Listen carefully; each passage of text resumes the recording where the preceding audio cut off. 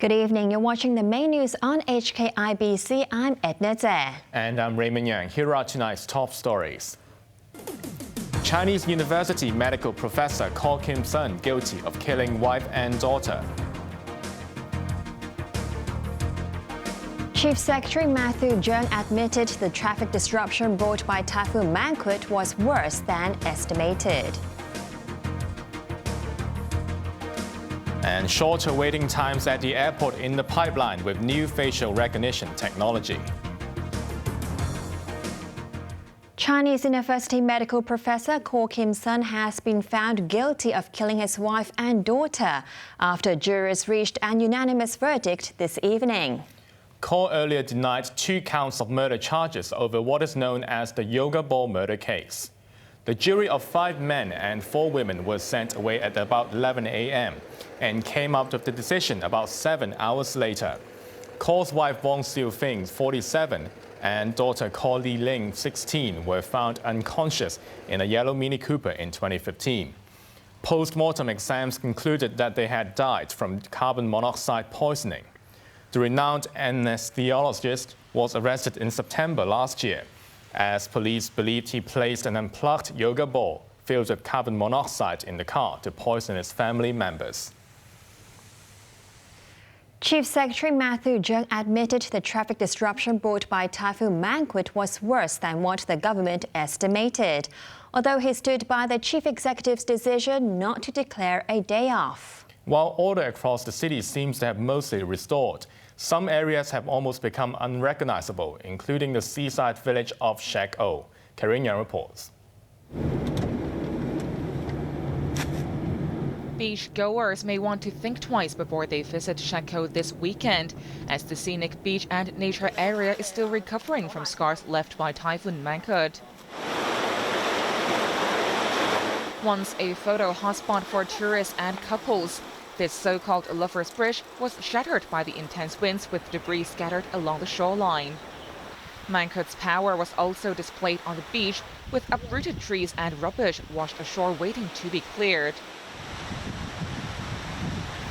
Even the lifeguards' watchtower was damaged by the hurricane-level winds.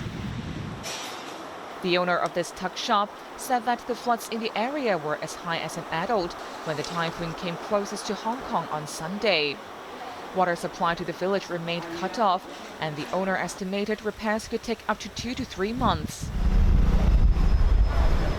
And in Hong Kong, it was not known how long it would take for Office Tower 1 Harbourfront to have broken windows reinstalled.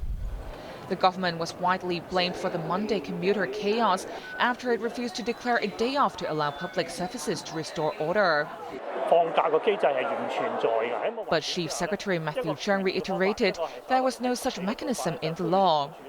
He said an appeal by the chief executive for employers to be understanding with late workers was, quote, a measure of expediency and reasonable. But he admitted that the traffic disruption was more serious than estimated, adding that authorities would learn from the experience. Raymond Yeung, HKIBC. Starting from tomorrow, passengers could choose to have their faces scanned in exchange for shorter waiting times at the airport. The airport authority hopes all manned desks at immigration and security could be replaced by facial recognition systems within the next 2 to 3 years. Edna Tse reports. Remember that dreadful wait in the queue for security checks at the airport? The airport authority has found a new way to make it faster for passengers to get through immigration and security checks. The authorities has introduced automated security checks using biometric technology, which allows passengers to have their faces scanned before entering the restricted area. They will also have to scan their own passports and boarding passes instead of having security staff manually verifying their identity. The new arrangement will come into effect tomorrow, with only 4 automated gates going into operation at the south side of the departure hall. Passengers from any countries will be going through the new gates, except children who are 11 or younger. The authority's general manager, Raymond Yeung, explained why the authority decided to adopt the new technology. Face is generally acceptable by people rather than using the fingerprints, and it will be even more faster when people go through the channel. It's basically scanning through the face without using the fingerprints. Yeung said information captured by the new system would be erased after 7 days. When asked if the new system can differentiate twins, Yeung said there was no guarantee that it would be 100% accurate. If the system considers that there is a potential uncertainty on a certain confidence level, then it will prompt at the back end the security guard to manually take a look and decide. The authority anticipates that 44 automated security gates will be in service in the first quarter of next year.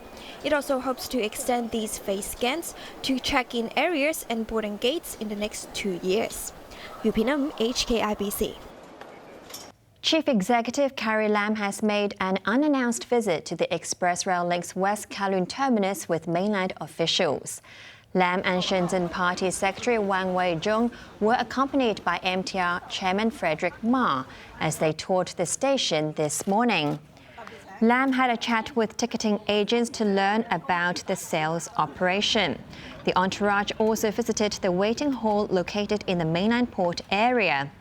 Press coverage was not allowed for the event. High-speed trains will start rolling from the West Kowloon terminus to Shenzhen and Guangzhou this Sunday. A 41-year-old man will find out if he would be spared jail time next month after using a fake university certificate to land 5 government jobs over a 9-year period. The fraud was only discovered when he tried to apply for a job at the city's graft buster, ICA.